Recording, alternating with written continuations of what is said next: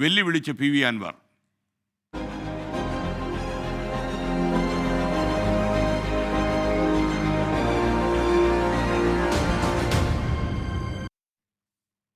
ആഭ്യന്തര വകുപ്പിനെതിരായ P V Anwar M L എയുടെ ആരോപണത്തിൽ മൗനം തുടരുകയാണ് CPIM. വിമർശനം മുഖ്യമന്ത്രിയുടെ ഓഫീസിലേക്ക് നീണ്ടതോടെ പാർട്ടി ഏതാണ്ട് പ്രതിരോധത്തിലായി. വിവാദങ്ങളിൽ മുഖ്യമന്ത്രി ഇതുവരെ പ്രതികരിച്ചിട്ടില്ല. സലീം മാലിക് തിരുവനന്തപുരത്ത് നിന്ന് ചേരും. അതേപോലെ ന്യൂസ് ഡെസ്കിൽ നിന്ന് നമ്മുടെ political observer B. Dileep Kumar കൂടി ചേരും. ആദ്യം സലീം മാലിക്കിലേക്ക്. സലീം, യഥാർത്ഥത്തിൽ ഒരു പാർട്ടി തലത്തിലൊരു ഗൂഢാലോചനയോ അല്ലെങ്കിൽ ആരെങ്കിലും ഇതിൻ്റെ പിന്നിലുണ്ടോ? ഗുഡ് മോർണിംഗ്, പറയൂ. SKN good morning. നമ്മൾ SKN സൂചിപ്പിച്ചതുപോലെ തന്നെ പി വി അൻവറിന്റെ ഈ ആരോപണത്തിന് പിന്നിൽ പാർട്ടിക്ക് പിന്നിലെ തലപ്പത്താരെങ്കിലും ഉണ്ടോ എന്നുള്ള സംശയം അത് തള്ളിക്കളയാവുന്നതല്ല. കാരണം പി വി അൻവർ അങ്ങനെ ഒറ്റയ്ക്ക് പാർട്ടിക്ക് മുകളിലേക്ക് അഭിപ്രായം പറയുകയോ പാർട്ടിയെ അത്രയും വലിയ പ്രതിരോധത്തിലാക്കുന്ന അഭിപ്രായം പറയുകയോ ചെയ്യുന്നത് പതിവുള്ള കാര്യമല്ല. പക്ഷേ ഒരു അത്യസാധാരണ പ്രതിസന്ധി ഇതുമായി ബന്ധപ്പെട്ടുണ്ടായിട്ടുണ്ട്. അതുകൊണ്ട് തന്നെ പി വി അൻവറിന് മുകളിൽ ആരെങ്കിലും ഉണ്ടോ എന്നുള്ള കാര്യം ഉറപ്പായും സംശയിക്കേണ്ടതാണ്. അതിന് പ്രത്യേകിച്ചുള്ള കാരണം ഇന്നു മുതൽ CPIMന്റെ ബ്രാഞ്ച് സമ്മേളനങ്ങൾ തുടങ്ങുകയാണ്. അതുകൊണ്ട് തന്നെ ഒരു സമ്മേളന കാലയളവിൽ തന്നെ ഇത്തരത്തിൽ ആഭ്യന്തര വകുപ്പിനെയും പ്രത്യേകിച്ചും ആഭ്യന്തര വകുപ്പിനെ നിയന്ത്രിക്കുന്ന മുഖ്യമന്ത്രിയുടെ പൊളിറ്റിക്കൽ സെക്രട്ടറിക്കെതിരെയും ഒക്കെ ഒരു വലിയ തരത്തിലുള്ള വിമർശനം ചെയ്യുമ്പോൾ അത് എവിടേക്കാണ് ചെന്ന് കൊള്ളുന്നത് എന്നുള്ളത് സ്വാഭാവികമായി ഊഹിക്കാവുന്നതാണ്. അത് ആ അമ്പ് ചെന്ന് പതിക്കുന്നത് മുഖ്യമന്ത്രിയിലേക്കാണ്, ആഭ്യന്തര വകുപ്പിലേക്കാണ്. അതുകൊണ്ട് തന്നെ രണ്ടാം പിണറായി സർക്കാരിൽ ഈ പാർട്ടിയെ ഏറ്റവും അധികം പഴികേൽപ്പിച്ച ആഭ്യന്തര വകുപ്പിനെതിരെ അത്തരത്തിലൊരു അമ്പ് തൊടുത്തു വിടുമ്പോൾ അതിൽ കൃത്യമായ രാഷ്ട്രീയ ലക്ഷ്യങ്ങൾ പി വി അൻവർ കണ്ടിട്ടുണ്ട് എന്നുള്ളത് തന്നെയാണ് നമ്മൾ മനസ്സിലാക്കുന്നത്. നിലവിൽ CPIM ഇതിൽ ഈ വിഷയങ്ങളിൽ പ്രതികരിച്ചിട്ടില്ല എന്നുള്ളതാണ് പ്രധാനപ്പെട്ട കാര്യം. പാർട്ടിക്ക് മുകളിൽ വളരാൻ ആരെയും അനുവദിക്കില്ല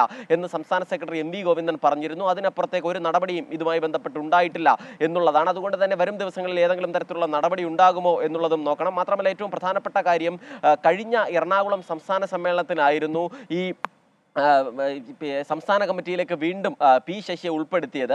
അതിനുശേഷം പിന്നീട് മുഖ്യമന്ത്രിയുടെ പൊളിറ്റിക്കൽ സെക്രട്ടറിയായി P. ശശി മാറുന്നതും നമ്മൾ കണ്ടതാണ്. അതുകൊണ്ട് തന്നെ വീണ്ടും ഒരു സമ്മേളന കാലയളവ് തുടങ്ങുമ്പോൾ സ്വാഭാവികമായും വലിയ തരത്തിലുള്ള വിമർശനങ്ങൾ ഈ ബ്രാഞ്ച് സമ്മേളനങ്ങൾ ഉൾപ്പെടെ ഓരോ സമ്മേളന സമയത്തും പാർട്ടിക്ക് നേരിടേണ്ടി വരും. അതിന് ഉള്ള ഒരു അമ്പായി തുടക്കത്തിൽ ഒരു സമ്മേളന കാലയളവിന് തൊട്ട് മുൻപ് തൊടുത്തുവിടുന്ന ഒരു അമ്പായി തന്നെ നമുക്ക് ഇതിനെ കണക്കാക്കാൻ കഴിയും. കാരണം ആദ്യം ഇത് സുജിത് ദാസിന്റെ പേരിലാണ് തുടങ്ങിയതെങ്കിലും അത് പിന്നീട് ക്രമസമാധാന ചുമതലയുള്ള ADGP MR അജിത് കുമാർ ും അവിടെ നിന്ന് ആഭ്യന്തര വകുപ്പിനെ നിയന്ത്രിക്കുന്ന പൊളിറ്റിക്കൽ സെക്രട്ടറിയിലേക്കും പോകുമ്പോൾ അതിന് പിന്നിൽ ഉറപ്പായും രാഷ്ട്രീയമുണ്ട്. അതിന് പിന്നിൽ പാർട്ടിയിലെ തന്നെ CPIMലെ തന്നെ ആരുടെയെങ്കിലും പിന്തുണയുണ്ടോ അൻവറിന് എന്നുള്ളതാണ് നമ്മൾ കാണേണ്ടത്. സ്വാഭാവികമായി അത് സംശയിക്കുകയും വേണം. മാത്രമല്ല ഇത് മുഖ്യമന്ത്രിയെ ലക്ഷ്യം വെച്ചാണോ അതോ P. ശശിയെ ലക്ഷ്യം വെച്ചാണോ എന്നുള്ള കാര്യത്തിലും പാർട്ടി തന്നെയാണ് മറുപടിയും പറയേണ്ടത്. SKN. Thank you. നമുക്കിനി രാഷ്ട്രീയ നിരീക്ഷകനായ B. ദിലീപ് കുമാർ കൂടി സെൻട്രൽ ന്യൂസ് ഡെസ്കിൽ നിന്ന് തത്സമയം ചേരുകയാണ്. ദിലീപ്, ഇതിൽ യഥാർത്ഥത്തിൽ പി വി അൻവർ തനിച്ച് ഇത്തരം ഗുരുതരമായ ആരോപണങ്ങൾ ഉന്നയിക്കുമെന്ന് നമുക്ക് വിശ്വസിക്കാൻ കഴിയുന്നില്ല. ഇതിന് പിന്നിൽ എന്തൊക്കെയോ ലക്ഷ്യങ്ങൾ ഉണ്ട് എന്ന് നമ്മൾ മനസ്സിലാക്കുന്നു. വിവരങ്ങൾ. Good morning SKN.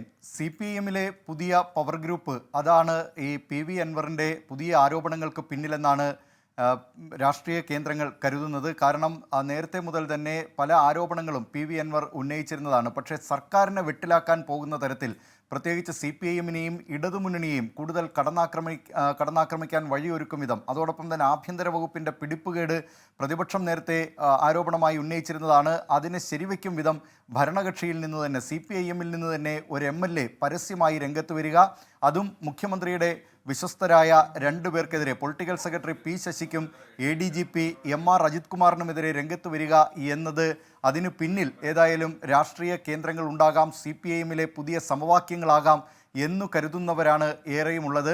മുഖ്യമന്ത്രിയുടെ വിശ്വസ്തനായിരുന്ന EP ജയരാജനെ ഇടതുമുന്നണി കൺവീനർ സ്ഥാനത്ത് നിന്ന് കഴിഞ്ഞ ദിവസമാണ് നീക്കിയത്. ഇതോടുകൂടി MV ഗോവിന്ദൻ പാർട്ടിയിൽ ആധിപത്യം ഉറപ്പിച്ചു എന്ന് കരുതുന്നുണ്ട്. അങ്ങനെ MV ഗോവിന്ദൻ്റെ മൗനാനുവാദം ഈ പി വി അൻവറിൻ്റെ പുതിയ ആരോപണങ്ങൾക്ക് പിന്നിലുണ്ട് എന്ന് പൊതുവെ വിലയിരുത്തപ്പെടുന്നുണ്ട്. അല്ലാതെ ഒരു സ്വതന്ത്ര MLA ആണ് അദ്ദേഹം, CPIMൻ്റെ പിന്തുണയുള്ള MLA ആണ്, CPIM അംഗമല്ല. അതുകൊണ്ട് പാർട്ടി തലത്തിലുള്ള ഏതെങ്കിലും നടപടി പി വി അൻവറിന് നേരിടേണ്ടി വരില്ല. പക്ഷേ അതുമായി ബന്ധപ്പെട്ടുകൊണ്ട് പി വി അൻവർ ഇത്തരമൊരു ആരോപണം, ഭരണകക്ഷി MLAയുടെ ഭാഗത്തു നിന്നൊരു ആരോപണം ഉണ്ടാവുക എന്നത് അത് വളരെ ഗുരുതരമായ ചില ആരോപണങ്ങളാണ്. മന്ത്രിമാരുടെ ഫോൺ ചോർത്തി, കൊലപാതകം, സ്വർണ്ണക്കടത്ത് സംഘങ്ങളുമായുള്ള ബന്ധം, അങ്ങനെ നിരവധി ആരോപണങ്ങളാണ് ഉന്നയിച്ചിരിക്കുന്നത്. അതുകൊണ്ട് തന്നെ ഇക്കാര്യത്തിൽ ഇനി സർക്കാർ എന്ത് നടപടിയെടുക്കും, CPIM എന്ത് നടപടിയെടുക്കും എന്നൊക്കെയാണ് ഇനി അറിയാനുള്ളത്. ആരുടെ തലയാണ് ഇതുവഴി ഈ ആരോപണങ്ങൾ വഴി പോവുക?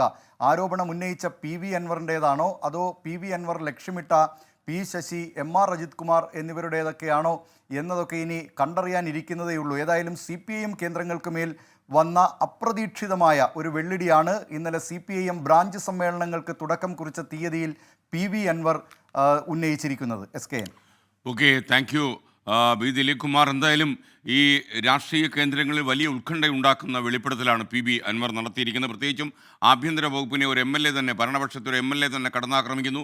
മാത്രമല്ല അദ്ദേഹം പോലീസ് സംവിധാനമാകെ തകർന്ന് തരിപ്പണമായി പോയി, പോലീസ് തലപ്പത്തുള്ള ആളുകൾ ക്രിമിനലുകളാണെന്ന് ആരോപിക്കുന്നു. അപ്പോൾ ഇതൊക്കെ അദ്ദേഹത്തിന് ഒരു MLA എന്ന നിലയിൽ ഒരു പാർട്ടിയുടെ പിൻബലത്തിൽ എങ്ങനെ ചെയ്യാൻ കഴിയും എന്നുള്ളത് രാഷ്ട്രീയ നിരീക്ഷകർക്ക് വലിയ കൗതുകം ഉണ്ടാക്കുന്നു. വിചിത്രമായ നടപടിയാണ് PV അൻവറിൻ്റെ ഭാഗത്തുനിന്ന് ഉണ്ടായിരിക്കുന്നത്. എന്തായാലും കടുത്ത നടപടികൾ സംസ്ഥാന സർക്കാരിൻ്റെ ഭാഗത്തുനിന്ന് ഉണ്ടാകുമോ, ആഭ്യന്തര വകുപ്പിൽ തലകൾ ഉരുളുമോ എന്നൊക്കെ നമുക്കിനി കാണാനിരിക്കുന്നതേ ഉള്ളൂ.